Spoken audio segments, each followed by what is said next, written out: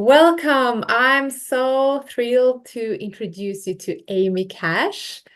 And Amy, like me, she reached a point in her traditional coaching business where she felt it wasn't, sustainable anymore. So she shifted into this freedom-based business model that we both are a part of today, and that transformed her life. So both of us were driven in some way to stop the hustling with the coaching that we were doing, and we are here to empower the others. That's what I have understood that Amy are all up for as well. So yes, I'm so happy to have you here, Amy. Welcome. Thank you for having me. So tell us about you and your journey, and especially, why you made the shifting from the traditional coaching that I guess you loved as well as I also did, into this business model that is high profitable and are in a way also coaching. Yeah. So I still class myself as a coach and mentor. It's just that the business model that I run my business from has completely shifted. And the reason being is because I've been in the coaching industry for 10 years now. And for 8 of those years, I was like living a great life. I had a great coaching business. I was making consistent six figures every year. I was, traveling the world, living in different parts of the world, like just living my life and having a great time, living in the moment. And my business was thriving. However, in 2021, August, I found out I had a little seed growing in my womb. And this was the moment for me where I really feel like I got slapped in the face from the universe, and I was faced with everything that I had been avoiding up until that moment. And one of the biggest things I was avoiding was my financial future. And so here I was, this, coach that was traveling and, working with people in all different parts of the world, living a really beautiful, fun, amazing life. But I was ignorant to my financial future. In fact, when I get radically honest with myself about this, whenever I would think about the future and my financial future, like retiring or anything like that, I would just avoid it. Like I'd sweep it under the rug, and I would hope, wish, and want that when I got old, something could happen and I would just be looked after. And so I was very irresponsible in that way. And so when I found out I was pregnant, I felt like all of the stuff that I had been avoiding was brought to the surface. And I always say ignorance is bliss until it's not anymore. And I feel like that was my financial life. I was like ignorant to my financial future. And then it wasn't bliss anymore when I realized I'm going to have another person to be responsible for. And so in that moment, I was like, okay, what can I do to make my coaching business sustainable? So I spent my pregnancy, like the 10 months of my pregnancy, doing everything in my traditional coaching business to make it sustainable, like to make things evergreen and to make it so that when I took time off to nurture my newborn baby, my business would still create an income. And what happened was the complete opposite to that. In that 10 months, my business did the worst it had done in 8 years. Like it was something just wasn't working for me in business. And like everything felt like it was falling apart. And so I got to the time where I birthed my daughter. Throughout my entire pregnancy, I had faced so much financial stress. I was in a relationship at the time where the person I was in relationship with had his own money stuff, and there was a lot of financial pressure on me. And, I remember like I was just about to birth my daughter. I needed to buy a new car. I didn't have any money. I couldn't do anything. Like I just had not set myself up powerfully. And so I birthed my daughter, and at 5 months postpartum, I chose to become a single mother. And it was in that moment that I was like, okay, like I have to make like a choice, and I have to find a solution for myself, because how I was running my coaching business up until that point was not sustainable long term. And I mean, when you have children, you don't have the time that you had before you have children.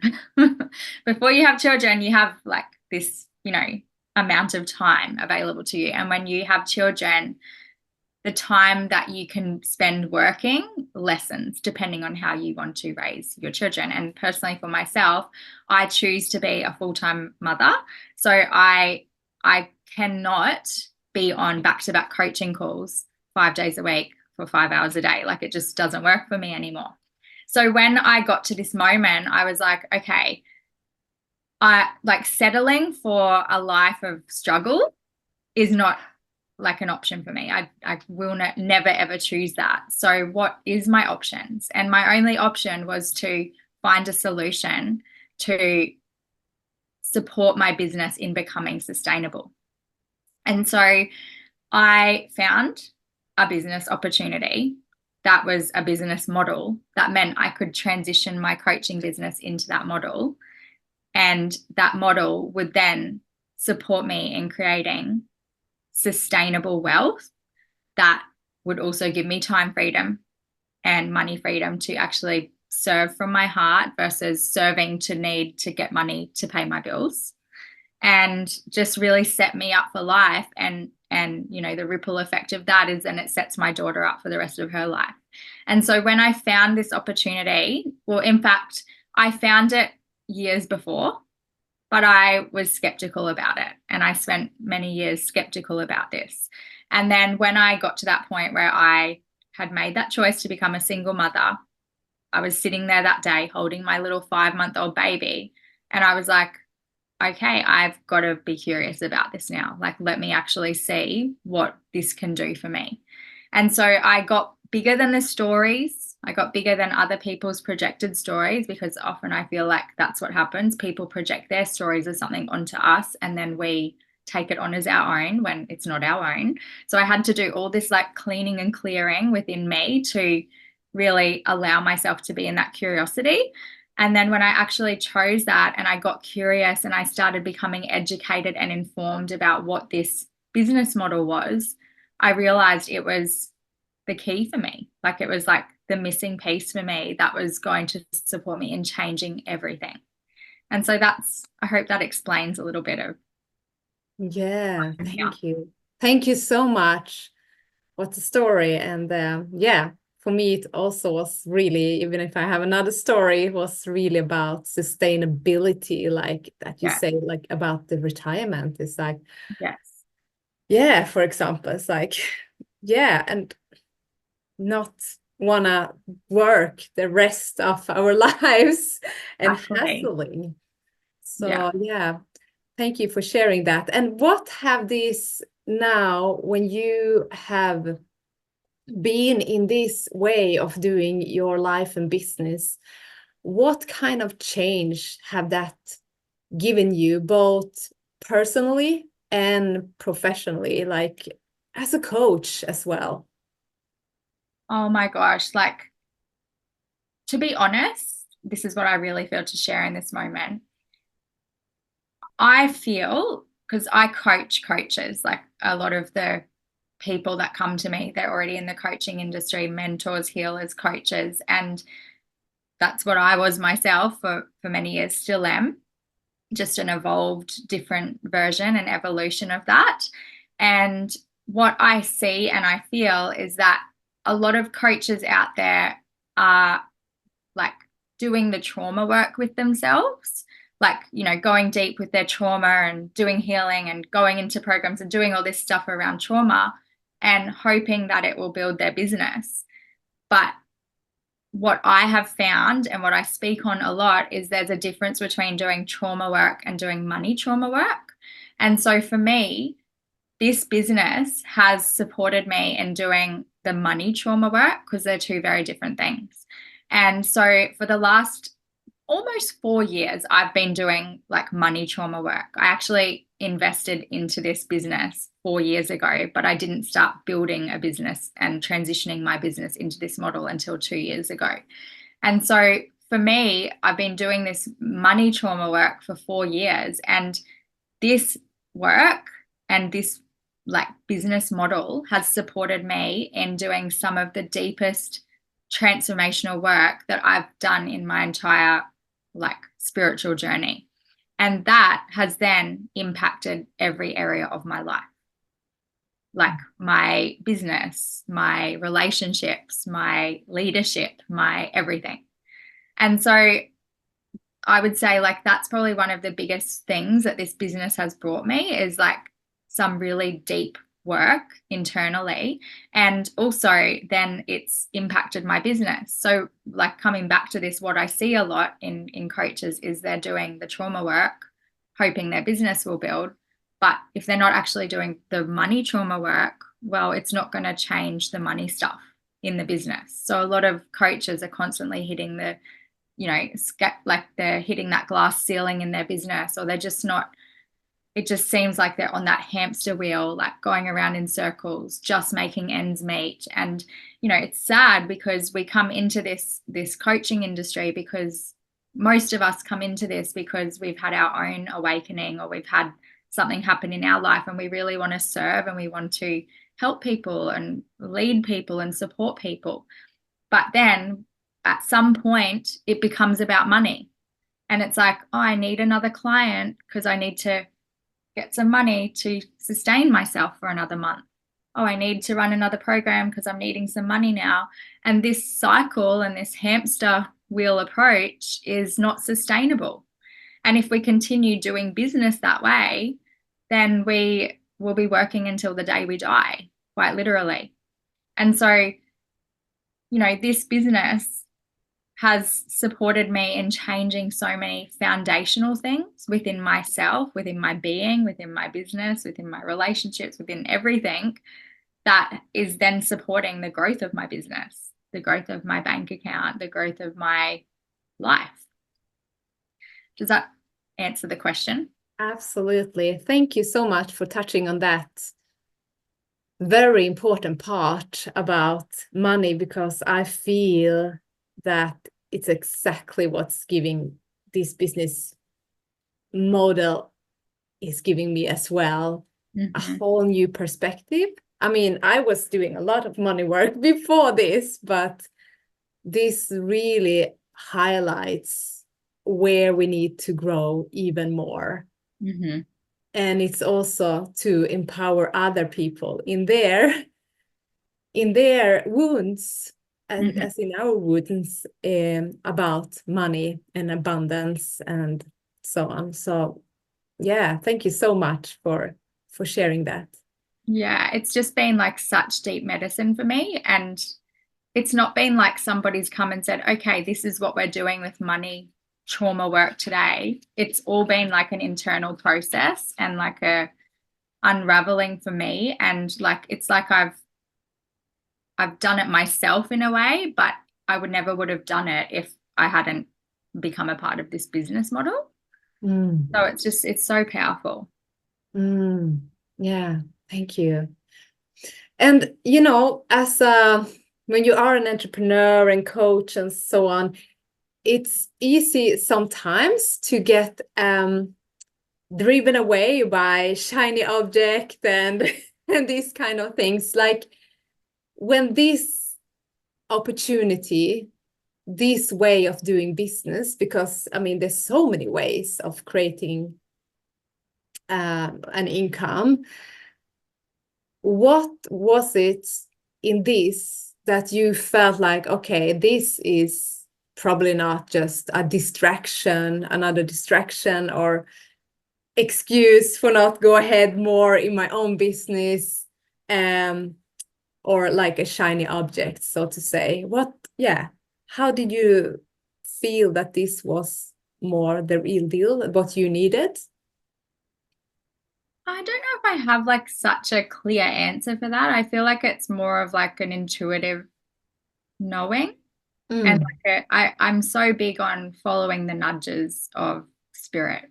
And for me, it was, I just had the little nudges and I was constantly like following those breadcrumbs. And this is where they led me. And I just, sometimes it doesn't make sense. Like, we might and I say this to people all the time, and I'm sure you do in your own way too, but whenever I'm talking to someone who is like interested in learning more about this, I'm always inviting them to tune in with their intuition and like really notice where they're leaning in. And if they're leaning in towards this, to really open themselves up to that curiosity and allow themselves to become educated and informed before they make a choice on what this is and if it's for them. Mm. I think like that's really what I did, was I just followed like these little nudges, and it kept coming into my space. Like it Mm. kept coming into my space. And, you know, I watched one of my really close friends, Rebecca Femia, I watched her build this business like from nothing to now she's like a multi 7-figure earner, Mm. and, you know, like free, like completely free. And I watched her, and I every time we caught up, I'd be like, do you think I can do this? Do you think I can do this? And she'd be like, yes, like you can do it. But I had to get to that point myself, you know, I had to really Mm. choose it for myself. And so I've never really been one to follow shiny objects, but I think also this could pertain to coaches who get themselves in all different programs. And I have Mm. done that actually. Like, you know, I know when I was building my business, I, you know, wanted to scale it. Like I kept hitting this same amount every year in my business, and I wanted to get past that. So then I was like, how can I get past this like 6-figure amount that I'm earning? How can I get past this? And so then I would enroll in so and so's program, and I'd roll in so and so's program. And every time I was enrolling, it was because I wanted to get past that glass ceiling, but nothing got me past it until I came here. Mm. And I feel like this comes back to the money work, the money trauma work versus just doing normal trauma work. Like they're very different things. Yet Mm. they work hand in hand. Mm. Yeah. Beautiful. Yeah. And for your future, like what are you now seeing when when you actually feel that, wow, here now I have created a path where I can go beyond what I couldn't before. Like where, yeah, what is your visions for Mm. the future for yourself and what you want to create even more of? Yeah. So, I mean, gosh, I feel like I have such big visions, and I speak into them every day, and I know that they're all happening, and they already have to a certain degree. Like they're unfolding. Um, I feel like freedom, like personally for me, is the ultimate like feeling that I constantly want to feel every single day in my life. Like freedom of choice, like the freedom to go out for lunch with my friends and then pay the whole bill because I can, and the freedom to work 1 day a week if that's what feels good for me instead of 5. And you know, I already do this, like I already work how I choose to work, like it's all a choice for me. um and in pertaining to business, it's like running my business in a way that feels good in every cell of my being, like running my business in a way that is just a full body yes for me. And I always say, like, being broke is saying yes when you actually don't want to say yes. And so when we're broke or we don't have money, sometimes we're saying yes to getting on coaching calls with people when we actually don't want to do that with our time, but we're doing it because we need that money to come in, you know? And so when we like look at the bigger vision, it's like, how do we want to actually work? Like, how do we want to create our weekly life? How do we want to, what does our daily life look like in our ideal world? And then like creating an income that's going to support that life, you know? And I feel to really talk about like wanting more in our life. I think this has been a really big part of my journey, and I know it is for so many people, coaches or not coaches, but tapping into like more is our birthright. Like wanting more in life is actually our birthright. It's not greedy. It doesn't mean you're selfish. It doesn't mean you're ridiculous. It doesn't mean that anything. And I know, like, I heard growing up, you know, love my parents dearly, But I heard growing up, you don't need more. You should be happy with what you've got. And so that stuck in my head, and it's been playing out up until about a year ago, where like I would think of like my bigger vision, and part of that vision is to buy land and have, you know, a beautiful home on land with a running creek through my land, and have animals like cows and horses, and like that really like that kind of life. Like that's what really excites me, and that's what I'm working towards. But then when somebody asked me one day, I was like, I caught myself in it where I was like, oh, that's like me wanting too much. So maybe I'll just say that I just want to buy a house. And then I was like, no, I get to want more. Like that is my birthright, and I get to fully own what I want and desire, because we're never going to get what we want and desire if we can't actually fully own all of it. And so I really like, you know, for everyone who's listening to this, it's like, what is more for you? And where have you limited yourself and, you know, dimmed what you actually do want in life to like not want too much? You know, it's like, even for me, I used to say things, and this was because I never believed like this is another money thing. And this might be subtle, but for years I used to say, oh, I'm not a car person. Like, I'm not a car person. I don't really care what the car is I've got. As long as it gets me from A to B, that's fine. Not a car person. And my mum and I talk about this all the time, because my mum, like, I love her so much, and she's like just my rock, and she's my biggest cheerleader. And she'll be like, do you remember when you used to say like, I'm not a car person? And I'm like, I remember. And I'm like, the reason I said that was because I never believed that I could have a new car. Like I never believed that I could have like a brand new car, like a beautiful car.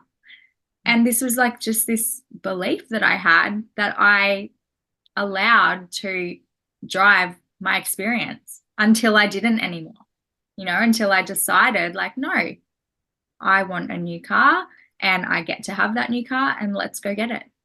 You know what I mean? So it's like we have all of these unconscious stories playing out that are actually limiting us from the life we actually desire, and wanting more money, more freedom, more life experience, more love, more pleasure. If it's a new car, if it's material things, that's okay. Like obviously the material things like don't last and they don't hold the value. But if that's what you want and that's going to make you so damn happy, great. Like no judgment. And this is what freedom is to me, is like actually choosing whatever I want in my life and having that in my life, you know, serving my clients in a way that fills my cup, for me, for them, for all of us, like for me, for you, for everyone. Like that's the vision. You know what I mean? Yes. And I think, you know, sometimes we have this weird, it's so beautiful that you touch on the subject of that we can have this pattern of not allowing us to receive, because I think many of us has this somehow belief behind that if I have more, someone has less. Yeah. If then yeah, it will cost for someone else, and then we are not in the abundance mindset at all. Like we think that that's the reality, when in fact what I have seen in this business model is the more people actually create, the more it inspires others to and to see that it's possible, and then they actually start to attract that themselves as well. So yeah, it's so funny how we have these upside down beliefs. Yeah, totally. And you know, even just as you're speaking, I think of like what I used to think of rich people. Like growing up, I used to think that rich people were rude, rich people were like up themselves. Rich people were this, this, and this. And where did that come from? Yeah. Like, why did I think that? Do you know what I mean? It's like hundreds of years old in lineages. Like this rich people versus poor people. And poor people are better because they don't want more. And rich people are terrible because they want more. And it's like, wait a minute. Like, I mean, the judgment, firstly. Yeah. And as I often say that, if we, yeah, money can be used for something really evil in the world, but that's why people that have warm-hearted intentions, Yes. they need to have the money and show other people, inspire other like-minded people that it's possible and that we can do so much good with this money. Money can actually transform the world. And we Totally. have a responsibility to actually own that and show that. Mm-hmm. And Yeah. it's like money is like we live in a world where money is the currency. And so we can either have a healthy relationship with it or a toxic one with it. And 97% of people have a toxic relationship with money because they've never actually been educated on how to relate with money. And when we actually learn how to relate powerfully with money, we can work with it in such beautiful ways. And it's actually one of the like biggest tools of impact when in the hands of people with good intention, you know. And there's always going to be people with ill intention too. This is life. It's the duality. It's that's just life. But when it's in the hands of people like you and I and all the other people who are here to do good in this world, money is a healing energy. And it's like a beautiful, beautiful, beautiful energy. Yeah. Yeah. Thank you so much for sharing that. And if someone that listen at this now and have looked into this or and they kind of, yeah, sitting on the fence, as you also were doing, and you said 2 years before you actually decided, like what could you, yeah, which words or guidance could you give them? Yeah. I mean, there's never a right time. Like, this is from my own experience. So many people I see, and I'm sure you do too, people are waiting for the right time. Like, oh, when, I've got a full plate right now and when things slow down. And the reality is you're always going to have a full plate. And there's never going to be a right time. We're never fully ready for something. It's like a choice we make of like, okay, let me just choose it now and see what happens.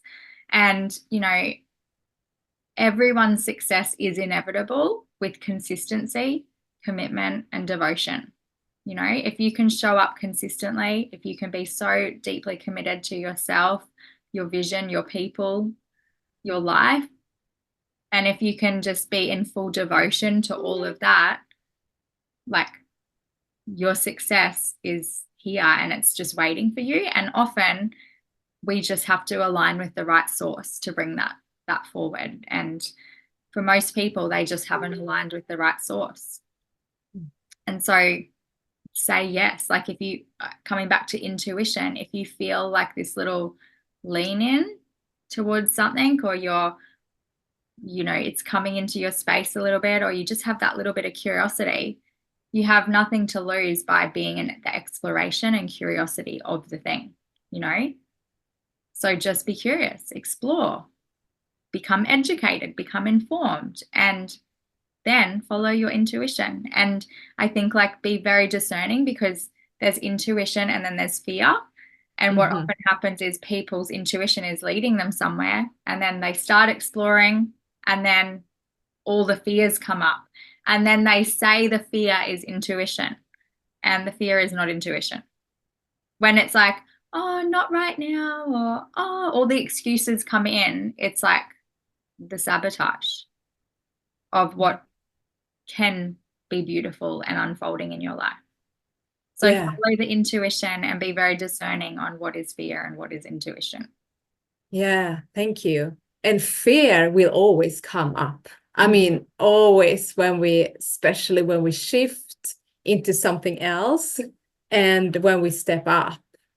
I Totally. mean, it will come, and that's like It's it its comes job with the to package. say, Yeah. So to not thinking that will not come, that it's just gonna feel right if fear is not there, then we will not grow in the direction we want to grow.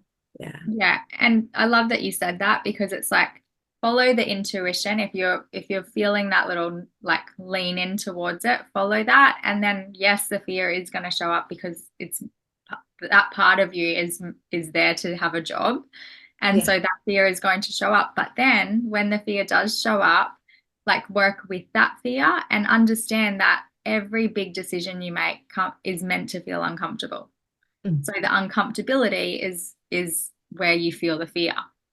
But it's meant to be uncomfortable. It's not meant to be like rainbows and lollipops the whole time. You're literally making a decision that is literally the next edge of your next level.